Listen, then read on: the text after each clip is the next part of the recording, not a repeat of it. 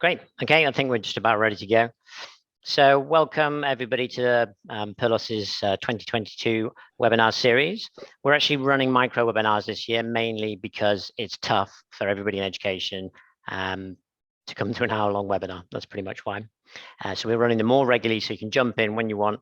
If anybody's got any issues with us recording this, please let us know. It is getting recorded. We'll probably chop out 2-minute bits of useful information and share them on different channels. So that is the plan. So if anybody's got any issues with that, please let us know.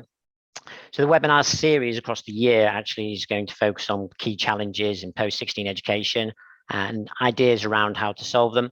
So last month we even held a panel discussion around the focus of challenges and opportunities presented by adult and short courses. So that's actually on the website. People can have a look at that. And there are many opportunities and challenges. But today's webinar is going to focus on destinations and curriculum planning, which is an area of increased interest to the government, OFSTED, and most educational institutions across most countries. So we'll give you a 1-minute introduction to Purlos and the products. It's probably worth doing, and then we'll jump into something a bit more interesting, which is speaking to you, Sam. But yeah, we have 2 products. We've been going 2 years. We have a couple of advisors, Martin Dole, who used to run the AOC, and we have Rob Bristow, who just left Pearson. 2 products that we have are Purlos Convert for admissions in education and Purlos Destinations, which is relevant to this.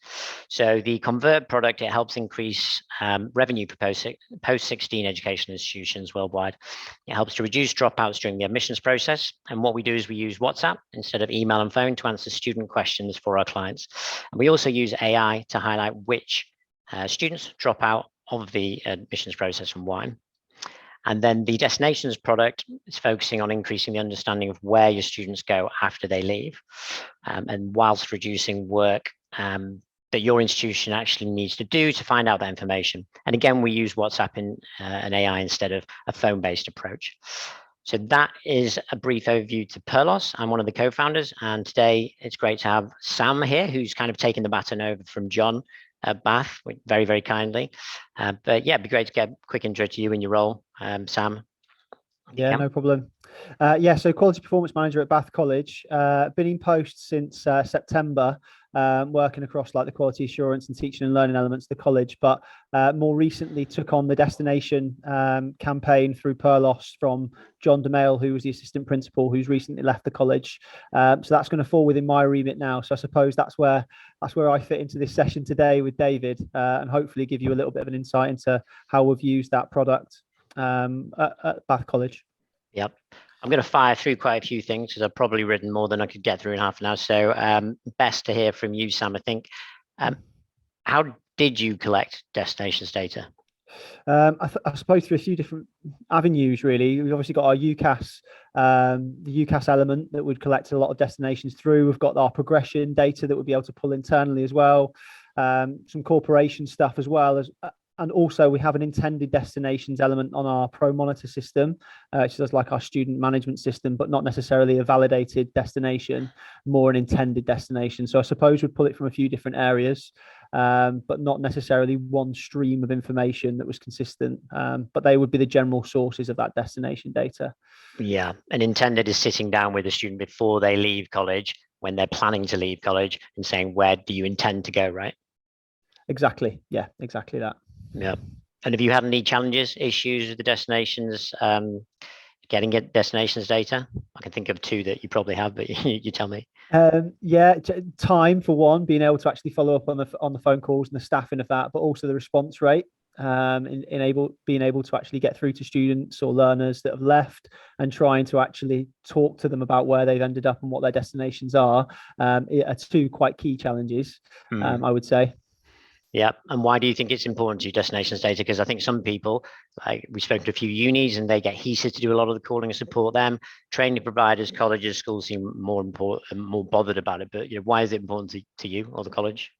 Well, I suppose to a quite a large extent, it informs everything that we do. We're here to create and provide a curriculum that enables learners to move on to the next steps, and destinations is our opportunity to measure that, to see whether or not it's successful in doing that. So being able to fully understand the students have gone on to their next steps or their destinations that were intended based on the curriculum and the courses and the programs and qualifications that we provided is crucial for curriculum planning. And making sure, I suppose, from an OFSTED perspective, we throw that into the mix as well, that we are being able to evidence that we're meeting that local, regional, or national need from an employer perspective as well. So there's lots of different ways in which it's important to what we do. But I suppose there's a few key ones. Yeah, that is interesting. And different educational organizations will have different issues around it: universities, schools, training providers, colleges, sixth forms. Yeah, okay, well, that's great. So agenda for today is what is destinations data? Number 2 is why is it important, which you've kind of heard from Sam a little bit on already. We're going to go through what we've done with Bath in a case study, a very brief one. We look at the ILR, which would be a fun slide, and then and then we'll look at some actions, maybe some useful actions to kind of go forward. And then there's a couple of links and resources which might be useful, which we'll send out after. Any questions at the end, just put them in the chat. Feel free to ask anything you want about anything, and we'll do our best to answer them. But do remember that we're not the DFE lead for destinations data, so they are regularly changing things at the ESFA and the DFE, and it's quite hard to keep track of certain things. So we'll try our best. So what is destinations data? So who has to collect destinations data? Just as I was saying before, universities, FE colleges, sixth forms, schools, training providers, a number of different countries getting interested in it. We talked to technical and further educational institutions, which have 150,000 students over in Australia that are very bothered about this at the moment. And there is a legal requirement to submit bits of data to the ILR pretty regularly. Sam, I don't know how often you upload data to the ILR for different reasons, but is it monthly or quarterly? Yeah, monthly, I think, to the best of my knowledge. At the different points in which you have to submit your data, it's at least monthly. Yeah, and I know that there's a core time between kind of July and December, but for the FE colleges that we've been working with, normally they look at intended destinations around July before the students leave, and then if they can, between September and December, for about 2 or 3 months, try and find those destinations, usually through the phone. But it can often drag on until January, February, March, April. And that's one of the issues, partly because there's other priorities and partly because of staffing. Yeah, I think one of the major points is obviously around RO14 and that submission, isn't it? And being able to kind of get to the bottom of any unknown outcomes and stuff like that. And it kind of ties into that process throughout that period, I suppose. But you're right, it can drag into the new year for some. Yeah, and as well as the ESFA, who you're submitting the data to in the ILR, the DFE actually have access to that data as well. And then there's the government. So there's the local authorities, which are asking for destinations data from schools. There's the combined authorities, which want to know about different groups of students. So for instance, we did a project with the CPCA and we're running it at the moment, Cambridgeshire Combined Authority. They have a lot of AEB budget, adult education budget, devolved to them. So they want to know about the destinations of adults, 19 plus. So there's quite a lot of different requirements, whether they're legal or not. And what different destinations are there? So I don't know what you think, Sam, but there's a number of different areas that I've shown you in some of the questions that we've created. The key ones would be, are they in education? Are they in an apprenticeship or traineeship or internship? Are they NEET or are they other? And those are the core top level destinations, but then they do break down into different destinations. So high needs learners, for instance, have their own specific destinations codes, but those are the core destinations. And what about some of the core issues? I know you talked about some of them, but in terms of some of the core issues we've seen, I had a chat with Hilary from the AOC at the start of the year, and I've chatted to about maybe 50 FE colleges, about 30 sixth form colleges, 30 training providers. Definitely in the further education market, one of the biggest issues seems to be recruitment of staff. And last year, what we found is that a number of people in the industry, probably juggling a number of different jobs, number of different roles, have days full of meetings, don't have that much time to do everything that they've got to do. And with recruitment issues this year, it might be even harder. So I don't know what you thought about that, Sam, in terms of the number of people there that are able to do all the jobs that are needed to be done. Yeah, I suppose it's a difficult one. It's probably a changing picture all the time, if I'm honest, David, with staffing, but I assume that's probably been felt nationwide. I suppose recruitment has been difficult this year. Not massively different when you look at the turnover in staff compared to different years, if I'm completely honest. But I think as staff workload goes up, and that can present its own issues in terms of retention of staff and then recruitment as well. So it's a difficult one, the staffing bit. There's probably a few moving cogs. Yeah, yeah. I mean, there's one thing which is true, which is in HE, the next 5 years, there'll be 300,000 extra students. There's going to be 90,000 extra 16 to 19-year-olds in the FE market in the next 5 years. So in terms of the number of students you're going to have to manage for the same amount of staff, it's going to be more. Mm-hmm. That's where potentially automation could be quite useful. So that's definitely something that is the stat, which is it's from the national statistics, but the AUC published it recently. What we've heard quite a bit is the ESFA asking for data quite sometimes more quickly than potentially you could get it to them. Don't know if you've ever had that issue. Yeah. Yep. There's normally quite quick turnarounds on the submissions of different things. So yeah, that poses issues in itself from like a workforce and workload point of view. Yeah. I think part of the problem that we saw last year was there was not necessarily one core set of questions which all institutions should be asking in terms of what the destinations of their learners or students are. And in terms of benchmarks, what is a good benchmark in terms of the percentage of students' destinations that you know? I mean, I spoke to a college a couple of days ago, and their known destinations, even including UCAS data and progress students, it was 15%, which is pretty low. And after speaking to a couple of OFSTED employees, it looks like their benchmark is 85%, which is pretty high. Mm-hmm. So not a lot of colleges we spoke to actually know what the kind of benchmark for good is. There's a couple of companies that work with different educational institutions which aim at getting about 80% of destinations. So that would be quite good. And that is a combination of the destinations that you already know in terms of the data you got from UCAS data or relationships with corporates or students that have progressed with you and you know where they're going, plus the data that we would get that you didn't know about. Yeah. So those are a few areas. I think one big problem we've seen is that the phone is used destinations. I don't know how effective you thought that was over the last few years in terms of getting hold of students and what the trend looks like. Yeah, I suppose notoriously it is quite difficult to get hold of students,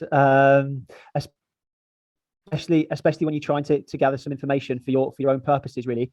So I suppose jumping forward a little bit, the way in which the Purlos gathers the information is unique in the fact that it kind of lends itself quite well to our learners in the way in which we're able to kind of gather that information. So notoriously having to pick up the phone to a learner and get that information out of them is difficult, and it's time consuming, and you're not necessarily always guaranteed to be able to talk to them. So I suppose jumping forward a little bit, the way in which the campaign's designed enables the learner to do that in a little bit more friendly, familiar way, I suppose. Yeah. I think probably the last issue, which we've definitely seen, is that hardly any institution or client that we work with has been able to get data of destinations for adult or short courses because of the leveling up agenda from Boris Johnson, Michael Gove. It's going to be an increasingly important area. And we've had a lot of clients come back to us and talk to us about adult courses and short courses and supporting that as a potential growth area. But nobody seems to be getting any destinations data on short courses. The issue there is it's not just one data dump where you're messaging or ringing all of the students from the past year. You've got to be very organized. You might have 30, 40, 50 short courses or more over the year, and they're all roll on and roll off. So you've got to make sure that you're ringing the students pretty much directly after they finish the course, and that takes too much manpower. So we don't know any organization that's doing that at the moment. So that we're actually running a pilot with Walsall College to do that through the system. But that has definitely been an issue. And we haven't had any institutions that we work with that actually try and collect data that way very effectively. But in terms of a positive outcome, what is a positive outcome? So we've been speaking to the project lead and destinations and graduate outcomes from the DFE and different areas. Basically, things will slowly change. There's not one perfect answer. There are definitions from the ESFA on what a positive destination is. But not necessarily that it works perfectly in every single situation. So in the way that we ask questions, good way to think about it is that it's pretty much anything but neat, not in education, employment training, unemployed people. There are other things where you're not neat, i.e. you could be on a gap year or be doing some volunteering, but technically that is still classed as neat or unemployed. So a positive destination should be anything but that. But sometimes different institutions have been trying to capture destinations where somebody did education with them and it was a level 2 course and they went on somewhere else and did another level 2 course. And that's not really gaining anything. So areas where you can look at gaining is salary. So I believe what the ESFA is looking at is combination formula of what salary somebody has and the social value of their role. So if you imagine you're a healthcare assistant and you got a promotion to senior healthcare assistant, but maybe your salary didn't go up, the effect and your responsibilities will go up quite a lot. And that has quite a strong social value. So just looking at salary isn't necessarily the way to do it. So there are guidelines from the ESFA, and at the moment we're looking at it as anything but neat, and anything that is classed as neat, like volunteers or gap years. I don't know if that makes sense to you, Sam, but I think that's something that people aren't necessarily that clear on. Yeah, it does make sense to me, only because of the work that I've done with John previously on this and my understanding of it. But yeah, I think that's quite an interesting look at it from the SFA there, with the combination of that kind of social status of a job alongside the salary. So that's an interesting viewpoint. Yeah, it'll probably take a little while to come down the line, but I do know that there's supposedly, the next few months supposed to be some better upgrades in terms of moving to the cloud and being able to update your data to the ILR in a kind of quicker fashion. I know that there's some ideas about getting rid of the ILR, but I don't think that that's going to happen anytime soon either. But yeah, the ILR and destinations codes, there's just a long list of destinations codes. You just got to understand what they are so that you can submit the data, and there's a number of different mandatory and non-mandatory fields.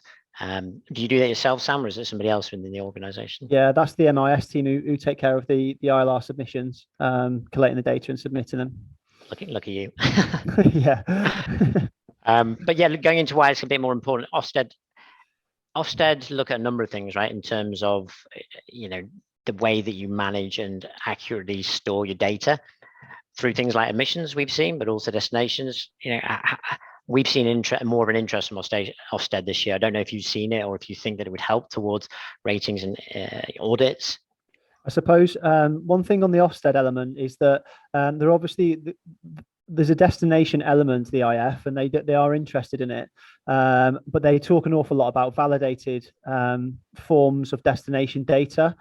What they were quite concerned with in one of the briefings was that they really want to know how you're using that destination data. So what does it actually inform? So it's all well and good you knowing where your students go or what they progress onto or what careers they end up in as a result of what they've been taught. But what do you then do with that information? And then how does it inform your curriculum planning?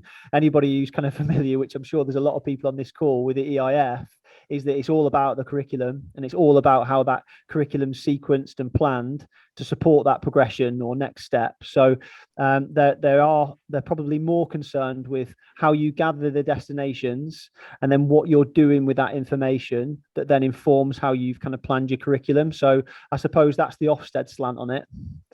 Yeah, I think that's key. I think it was the DFE that said to me that mainly bothered about people getting jobs. That's one of the key outcomes, right? It's not necessarily, I heard a laugh there, but that was what was said to me anyway. And I guess, people getting jobs is great, but if a load of people across the country are going on to courses that aren't linked to the jobs they're getting, it's not necessarily that efficient. There was an article a couple of weeks ago about the universities. They don't seem too bothered about it at the moment, but I know that there's an article coming out in one of the main publications in the HE world. And I think at number 3, the survey said that graduate outcomes was the third most important thing that senior people are thinking about. There was an article for universities a couple of weeks ago that said about 10 to 15 universities have the potential to get fined because less than 50% of their students ended up in a job. But your point moved on to curriculum planning quite effectively, and that's quite an important point. If students are not ending up in jobs that are linked to the course, then how useful is all that time and money that went into supporting them. But the UK productivity gap, I don't know if you've heard about that, Sam, but over the last 10 years, the country hasn't been competitive against emerging economies, China, India, and there's a lot of pretty important people kind of supporting the UK to get back to productivity, and that's behind part of what I was saying. Saving time, saving money, it's important for anything. Have you saved any time with our system whilst, compared to what you used to? Like, how many people would normally follow up on destinations, if any, and how long would it take? Yeah, it is quite timely. It's time consuming. Like I said, having to collect the data in a few different ways in which we would do that, either through Google Forms or through picking up the phone or however else it was kind of gathered, is time consuming. It takes an awful lot of the workforce to be able to do that within John's team, not necessarily mine, or historically not mine. So yeah, it is time consuming, and I suppose there's cost associated with that from a staffing perspective as well. So what we've seen with most of our clients is either they would do one or two things. They ask their own staff and tutors to ring up students, which can take a long time. And the motivation of different staff is different. I remember there was a story recently where one of the tutors wasn't following up, but they were retiring in a month. So you can kind of understand a reduced motivation there. And the amount of people that have to ring up students, and maybe we've seen reports where they've been ringing students 20 times and not getting through, and that's quite tough. It's quite a waste of time, to be honest. But imagine if you didn't find out the destinations of students and you didn't realize that 8 out of the 10 courses you were running were actually didn't have good feedback or weren't relevant to the jobs that the students were ending up in. That would be a massive potential waste of money in terms of curriculum planning, asking for the wrong funding, getting the wrong tutors in the wrong courses. So there's a potential big cost savings there, which is maybe why a lot of the institutions are quite interested in it this year. I guess probably the most important thing is helping the student. I guess we don't want to forget about that. That's the most important thing in the whole process. And do we really understand what they want? And it's not just going to be one method, like connecting to them on WhatsApp. It's going to be a number of different methods. And it's probably going to be over a number of different years, looking back over historical trends to get that perfect process.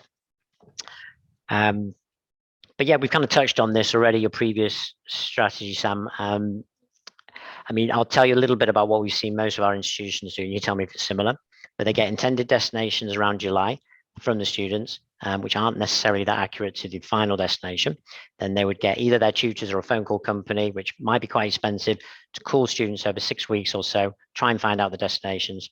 And after that, it stops. Is that about right? Yeah, I'd say that's more or less about consistent with what we had as well. Yeah. The only thing that we've seen which potentially could improve on in terms of automation is sustained destinations. So sustained destinations for the full year courses would be 6 months after they've left. Are they still in that destination, which often they're not. So checking that up automatically has been quite useful. The other area would be for short courses. One of the key funding points is after somebody has finished a short course, if they get a job after that short course, A, can you find that out? But B, can you get proof that they've got that job, which is quite difficult? And after they've been in that job, can you go back and check that they're still in that job 13 weeks later? So there's a couple of kind of key points. We've kind of been through issues with the strategy and some of the challenges that come up. Obviously, it'll be developing. You probably don't know too much about the onboarding process with Purlos, who's just taken over the project. That's super brief, basically. What we do is we have a call after a month. Because we're using WhatsApp, what we do is there's about 5 to 10% of people not on WhatsApp. We give that straight back to the client. And that means that they can call people, but it's much reduced work. It gives them an option to actually get more destinations from a dual approach of WhatsApp and phone. And we usually get destinations data a lot quicker, which helps with the ESFA submissions. And then we had another meeting, first month, second month, and 6th month for sustained destinations. So that's what you will be going through, Sam. Yeah, I suppose just to validate that as well from our perspective, I did touch base with John. It was his last working day last Friday. So I thought I'd touch base with him before he departed with a few different questions. And he did say that it was a really simple, quick process, kind of a two-way process where you were able to take on board like our thoughts from the campaign's point of view as well, to cater it. and understand also our parameters and the challenges that we face as well. So yeah, I suppose just to validate that as well, John did speak of that. Thanks, Sam. Nice to hear. And I think you have been into the system a little bit. This is just a bit of an overview of the dashboard that we've got for the system. But yeah, did you only use phone when you're trying to get destinations? Did you use email? Did you use any other channels? So we did use kind of Google Forms a little bit as well, which poses its own difficulty in trying to collate the data and pull out key themes, and that takes an awful lot of time and also workforce to enable us to do that as well. So we use that alongside all of the other things that we've already spoken about. But we also got quite a low response rate as well to those different forms. So that poses its own difficulties in terms of the work that went into it against the response rate that you were getting. So yeah, I suppose that's a couple of things on that bit. I think one thing we saw, especially for short courses, is if people aren't aware that they're going to get a call, or they're not aware that they're going to get an email, or they're going to have a sit down, or they're going to get a WhatsApp message, it's not as effective. And some of the best projects we've run have been any forms that you do have, any application forms when they first apply for a course, or any sit downs you have with the tutor, mention that there are all these different communications channels that you have, and that they may get a message from it. When you've got learners that are coming on short courses, it could be as short as a day or 2 weeks, to 6, 7, 8 weeks, 3 months. And if they've got that limited relationship with the institution, it's always good to understand from the start that, hey, we're going to send you a message, and the reason is to support the improved creation of a better curriculum in the future. So that's worked quite well. And this is an aggregation of data from this is actually from all of the FE colleges across country that we're working with. And this basically shows the analysis that we do from one question through the automated WhatsApp follow-up. So we send a number of questions through WhatsApp, and it's just like on the phone, which is if you ask too many questions, people's response rate reduces. So we've designed it with about 10 colleges across the country to come up with what we think is the perfect question set for now. But when we asked students whether they thought that their course was related to the job they ended up in, this is the aggregated answers from all the colleges. And it's quite interesting because you can see adult community learning at the bottom. This is potentially been a bit of a pain in the industry for the last however many years. 98% of the students didn't think that course was relevant to the job they ended up in. And then if you look at something like performing arts, it's flipped. So about 98% of students ended up in a relevant job for them. But if you're looking at the business course, 2/3 of students didn't think that course was relevant to the job they're in, even though it's a generic business course. So something around the potential communication of those courses within the colleges might improve the students' understanding of it, and potentially the efficiency of that planning. So that was a little bit of analysis that we got back. And what we've done is we've done research with about 10 colleges, a few training providers, and a couple of schools around the best question sets. And there's different question sets for different educational institutions, but this is a look at the FE colleges one. So again, you might not be able to see on the right, but these are questions around NEET, unemployed students. There is the potential to add questions around high needs learners. Depending on the level of needs, there is potential that might still be done quite well face-to-face from the phone. But we can automate the whole process. So we've automated it into employed, education, apprenticeship, NEET. And we start off, pretty much there's 2 groups of questions. What is your destination? Can we get as many destinations as possible? Which is probably the core thing that most of the clients are bothered about. And then what is the outcome? And is it linked to a positive destination? And that's how we split it. So the first message we've designed is, hey student, it's Jenny from the Student Services team at X institution, X educational provider. Need to update your record with the Department of Education. And we had a lot of different messages here that we A/B tested.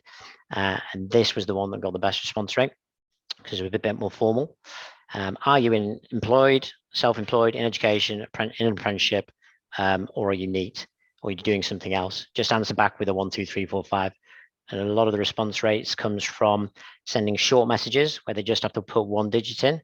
And we get the best response rates at 9:45 on a Friday when a lot of our clients aren't working. and understanding how to message different students in different ways is quite useful. So we'd have slightly younger tones for 16 to 19s and slightly more professional ones and different tones for adult students. So I thought that was worth looking at. So quick look at the ILR. This is the model.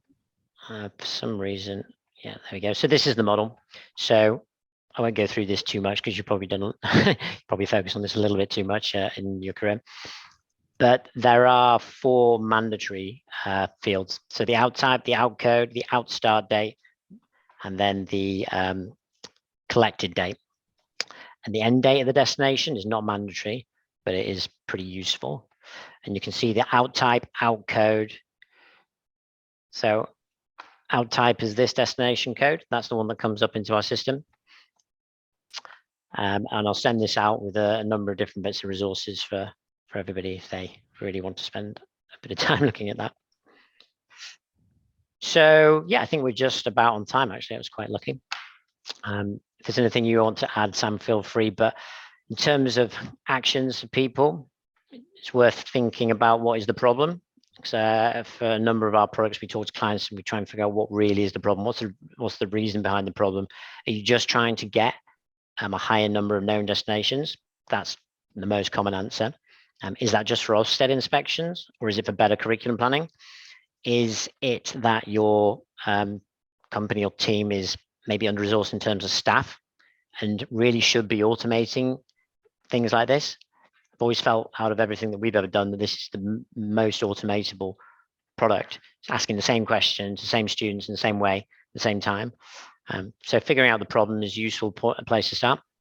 And then designing a new way to approach and solve it. I know a lot of our clients are spending quite a bit of money. They're actually hiring extra staff and buying systems, different organizations doing it at different levels. And then, yeah, talk to people who are experts in the area, find extra support, extra suppliers, extra staff. And then at the end, if you're looking at it for probably what you should be doing, which is improved curriculum planning and improved efficiency, look at the data, analyze the data, and then figure out what success is to you and measure that success, not just over 1 year, but over multiple years. I did speak to the tech partnership in Grimsby College recently, and they're not just looking back 3 years, looking back 5 years. And they've been bringing people from that were at the college 4 or 5 years ago, but actually getting through to them. And that kind of trend setting over multiple years is really powerful and impactful. So we've got some resources. We'll send a few things out by email. We'll send a couple of short digital snippets out by email as well. This webinar will be available on our website. And if anybody's got any questions, you feel free to ask now, or you could email them to ask@purlos.com as well. So feel free to ask at ask@purlos.com, see if there is anything.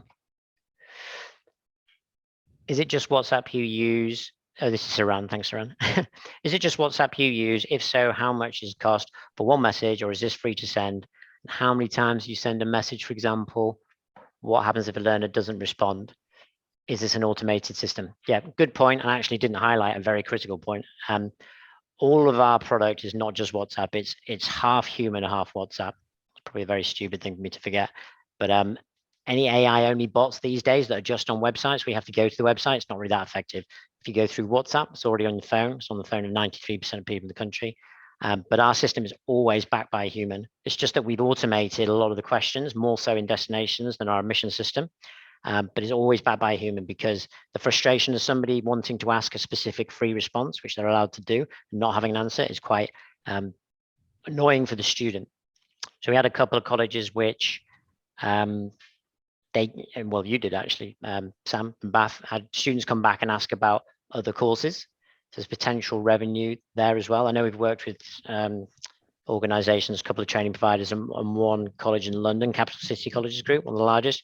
They're interested in, as a large organization, how they can recommend short courses to people that have done short courses, or recommend year-long courses to people that have done short courses. And that's potentially what we can give you a window into. Messaging costs on WhatsApp. So a lot of institutions across the world use text. For every sixth form college, training provider, FE college, I know that the cost per text is generally 4p a text. and that is for you as an institution, but it's also for the student. WhatsApp is 0.0004p for the institution, and for the student, quite importantly, it's free. So if you're a disadvantaged student, which there are quite a few across the country, it's free for you. So yeah, hopefully that answers the question, Saran. I've got a nod. Great. Perfect. Well, everybody's probably pretty busy. Thank you all for coming. Really appreciate it. Sam, greatly appreciate you coming along when you're so busy. No problem at all. Yeah, perfect. Have a great day, David. everybody. Thanks, everyone. Thanks, David.